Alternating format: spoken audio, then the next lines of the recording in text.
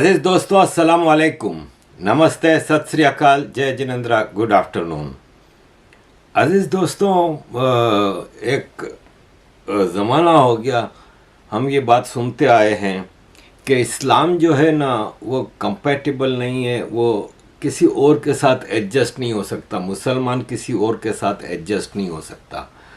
और ये बात किसी हद तक करेक्ट भी है, क्योंकि problem is in the basic teaching में ही जब आपको सिखाया जाता है कि आप गैर मुस्लिमों से दोस्ती नहीं कर सकते, आप उनसे ताल्लुकात नहीं रख सकते। जैसे कि मौलवी खादिम रिजवी ने कहा था कि अगर आपको मजबूरी भी है कि गैर मुस्लिमों से दोस्ती या रखनी है या ताल्लुक़ रखना है, तो इतना ताल्लुक़ रखो कि जितना आपका टॉयलेट से ताल्लुक़ होता है, कि आपका टॉयलेट जाना ज़रूरी होता है, तो आप जितना टॉयलेट के लिए टॉयलेट के पास जाते हो जितनी देर के लिए, उतना ही ताल्लुक़ रखो। इस हद तक ये मौलवी, इस्लाम के जो फतवे देने वाले मौलवी हैं, ये आम आदमी को सिखाते हैं बचपन से मदरसों में। तो ऑफ कोर्स फिर ये इस टीचिंग का ही मसला है कि ये किसी में एडजस्ट नहीं हो सकते। ये जहाँ पे मेजॉरिटी होते हैं वहाँ पे माइनॉरिटी को मिटा देने पे तुल जाते हैं, ख़त्म कर देने पे तुल जाते हैं। ये तो कॉलोनाइजेशन जब हुई मुसलमानों की, जब यूरोप ने पूरी दुनिया पे कब्ज़े करने शुरू किए, उससे पहले तो मुसलमान कब्ज़े कर रहा था पूरी दुनिया में। तो जहाँ भी कब्ज़े कर रहा था मुसलमान, वहाँ पे गैर मुस्लिमों को, नॉन मुस्लिमों का सफाया कर देता था। और वहाँ पे तकरीबन एक इंडिया के अलावा हमें कहीं और की मिसाल नहीं मिलती। आप जितने भी मुस्लिम देश देख लें, वो नॉन मुस्लिम थे 1000-1200 साल पहले। लेकिन वहाँ पे अब जैसे इंडोनेशिया ले लें, सीरिया ले लें, इराक़ ले लें, जॉर्डन ले लें, आप अफ्रीका के, नॉर्थ अफ्रीका के मुल्क ले लें, आप साउथ ईस्ट एशिया के ले लें, आप इधर पाकिस्तान, बांग्लादेश जो इंडिया का हिस्सा हुआ करते थे, अफ़गानिस्तान, ईरान, बेशुमार कंट्रीज़ हैं जो कि नॉन मुस्लिम्स थे, वो 100% मुसलमान हो गए। लेकिन जहाँ पे ये माइनॉरिटी में होते हैं, वहाँ पे वो मासूम बन के, मीठी छुरी बन के, साजिशें करके आस्ते आस्ते घुसते जाते हैं। जैसे वो ऊँट की कहानी आपने सुनी होगी, हमने तो बचपन में सुनी थी कि एक आदमी था अरब, उसका वो रेगिस्तान में, सहरा में जा रहा था, रात पड़ जाती है तो वो अपने ऊँट से उतरता है, अपना टेंट निकालता है ऊँट पे से, और टेंट लगा के उसमें सो जाता है। तो थोड़ी देर होती है तो ऊँट आवाज़ देता है अपने मालिक को और उसको कहता है कि मालिक, सर्दी बहुत है, तो मैं अपना खाली मुंह ऊँट के टेंट के अंदर रख सकता हूँ? तो मालिक ने कहा ठीक है। तो उसने अपना मुंह घुसाया। फिर कहता है मालिक, सर्दी बहुत लग रही है, मैं अपनी गर्दन भी अंदर कर सकता हूँ? तो उसने कहा ठीक है, कर लो। करते करते मालिक बाहर था और ऊँट पूरा टेंट के अंदर था। तो ये इनका भी तरीक़ाकार यही होता है कि जिस सोसाइटी में जाते हैं, जैसे आज ये मौलवी, ये इमाम जो हैं आजकल बहुत ज़्यादा, मतलब स्पेशली वो इन सारे मुद्दों पे, सारी चीज़ों पे बहुत ज़्यादा बोलते हैं। इनको आप सुने तो ये बड़ी करेक्ट बात करते हैं कि किस तरह मुसलमान अपनी जगह आस्ते आस्ते बनाता है। इमाम तौहीदी की बात सुनिए। Talk about the political correctness. Is that going to be the death of our societies around the world? It is the current beginning of the death. It's already happening. There are areas in France where Christians cannot walk freely. President Macron has come out saying that the Islamist movements want to secede from France. This is a leader of a country telling you that he has lost control. He's admitting finally that he has lost control.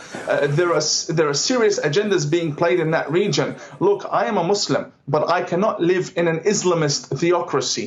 I can live in a Christian government based on their constitution, because that is where peace lies. I can't live in a place where ISIS rules the area. That's no Muslim with a brain that works would want to live under ISIS, right? And when we come to the West trying to warn the governments and intelligence agencies about what is happening, about the people we fled from, we have this new political correctness agenda that tells us, oh, we're the racist, we're the ones who are traitors, and the extremist needs to be understood and embraced, and they have a point, let's listen to them. And sooner or later they're in parliament, they're in government, and there you go in America, you have Ilhan Omar and Rashida Tlaib changing the narrative in Washington that is now affecting the whole, influencing and affecting the narrative around the world, attacking Jews, attacking Christians, and this is just the beginning. So if Christians don't wake up, Christian leaders don't wake up, then we Muslims who fled from extremists can't help you anymore. We tried warning you. तो अजीज दोस्तों, यही इनका issue है, यही इनका मसला है।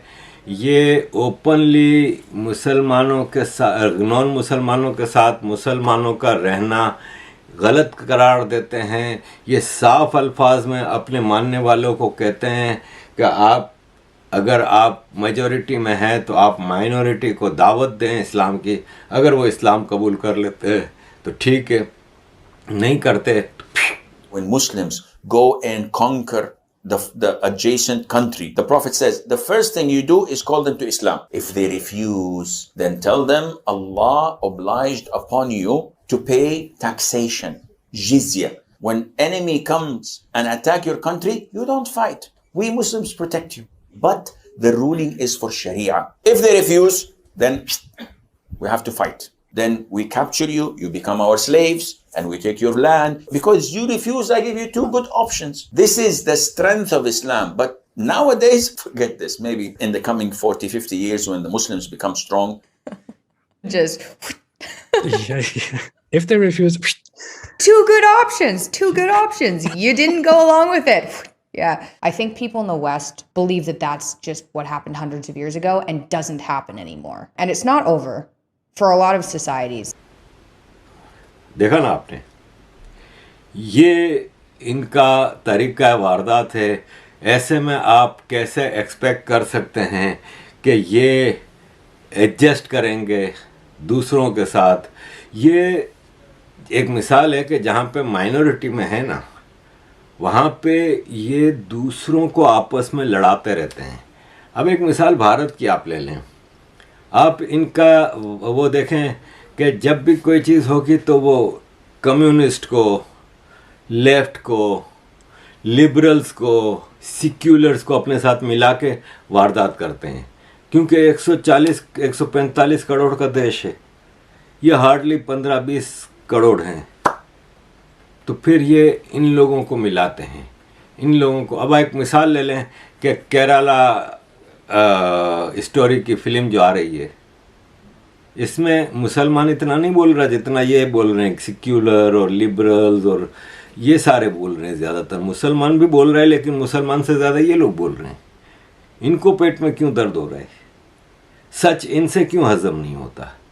तो कोई भी चीज़ होगी, आप दिल्ली में जो हुआ था प्रोटेस्ट, उसको देख लें, बंगलोर में जो हुआ था प्रोटेस्ट, उसको देख लें। जहाँ होगा वहाँ पे ही अपना किरदार भरपूर तरीके से निभाते हैं, बलवा कराने में, हंगामे कराने में, और ख़ुद मासूम बने रहेंगे। पथराव करेंगे, जब जवाब में पथराव होगा तो मासूम बन के विक्टिम कार्ड लेके आ जाएंगे। फिर इनके लिखारी, एक तो मुसलमानों के लिखारी, ऊपर से फिर वो अपीजमेंट वाले लिखारी जो कि दूसरी कम्युनिटी के हैं, जो सिक्युलर हैं, जो मतलब आप मुख्तलिफ इनके वायर और कितने इनके प्लेटफॉर्म्स हैं, फिर इंटरनेशनल मीडिया को, और ये बड़ा इनका एक इकोसिस्टम वर्क करता है। अजीज़ दोस्तों, जैसे कि अभी जंतर मंतर पर रेसलर्स का प्रोटेस्ट चल रहा है, ठीक है। अब वो तो मैं उस पर डिटेल में मैं भी बता चुका हूँ। दुनिया अब उनको एक्सपोज कर रही है कि ये एक पॉलिटिकल ड्रामा है, सब हो जाएगा। मेरी एक दिल्ली में किसी से बात हो रही थी, बहुत ही अंदर के आदमी है जिनको काफ़ी चीज़ों का पता है। मैंने कहा ये कब तक चलेगा? बोला मंडे ट्यूसडे तक। मैंने कहा क्या कोई? बोला हाँ, इलेक्शन हो जाएंगे ना, कर्नाटका के इलेक्शन हो जाएंगे, इसके बाद देखना दुकान बंद कर देंगे। ये कर्नाटका इलेक्शन के लिए हो रहा है। तो मैंने कहा इसका फ़ायदा बीजेपी को हो रहा है, नुकसान को हो रहा है? तो बोला अब छोड़ें, लेकिन ये सारा इलेक्शन कर रहा है।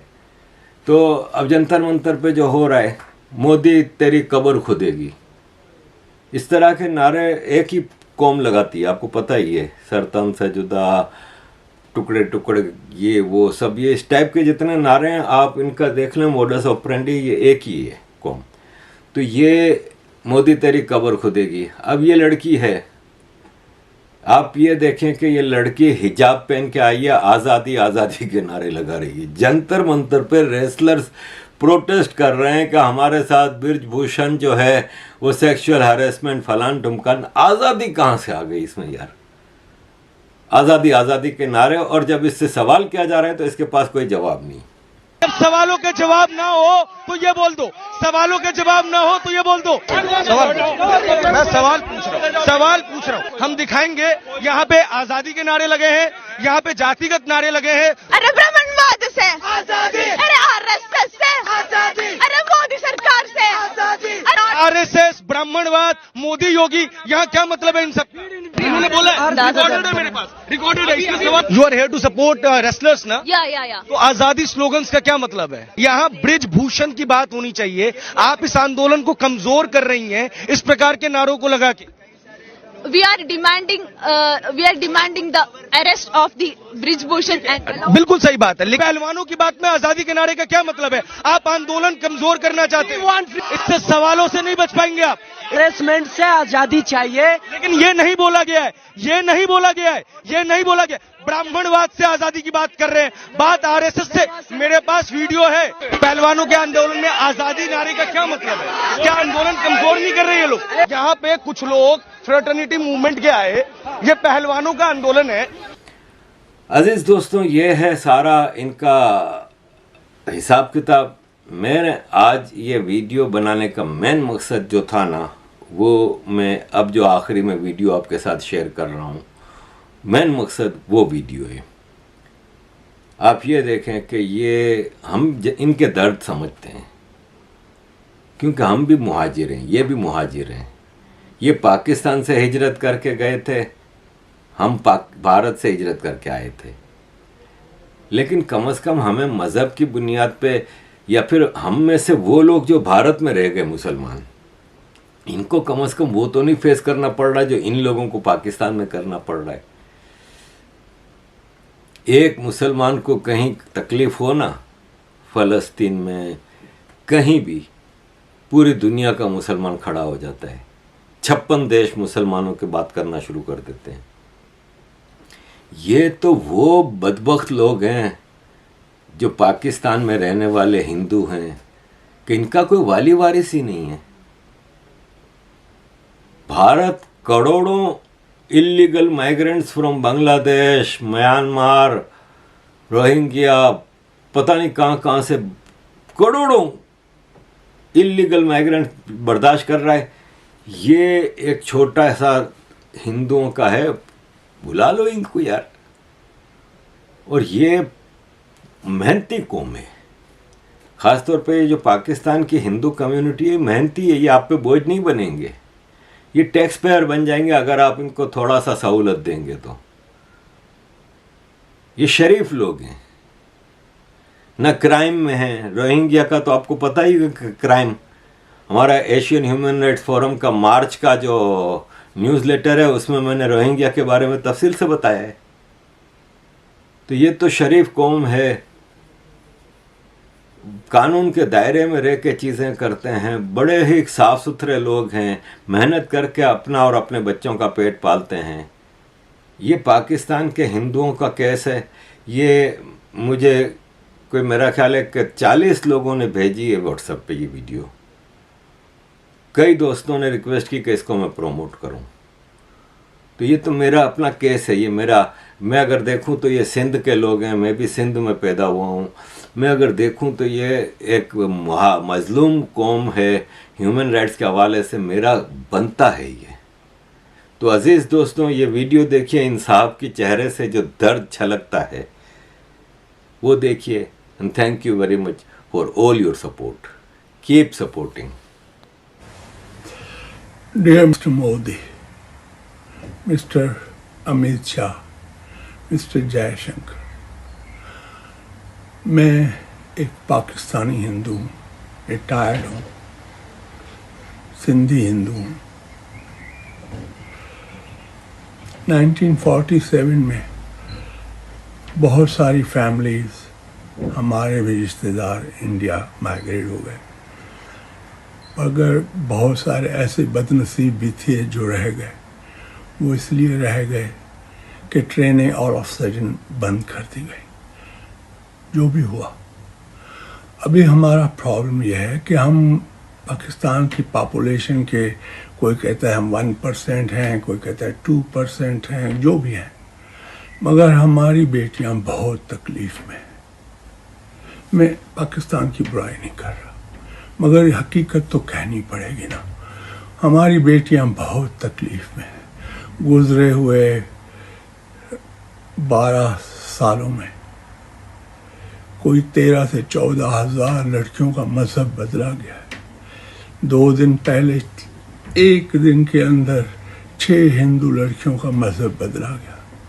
हम कुछ कर भी नहीं सकते और हम चाहते भी नहीं हैं कि आप हमारी वजह से पाकिस्तान से कोई फट डालें। हमारा मकसद ये नहीं।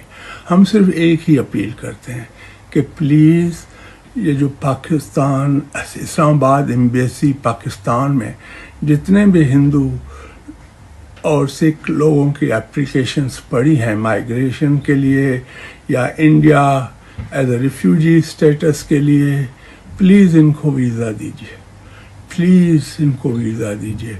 कोई कहता है 10,000 हैं, कोई कहता है 1 लाख हैं, मगर बहुत हैं। लोग बैठे हुए हैं। ऐसे भी लोग हैं जिनकी एप्लीकेशन 1-2 साल से पड़ी हुई है। मेरा 2 साल पहले मेरा एक भांजा उस अपनी बहनों के साथ माइग्रेट होना चाहता था, उसको वीज़ा नहीं मिली।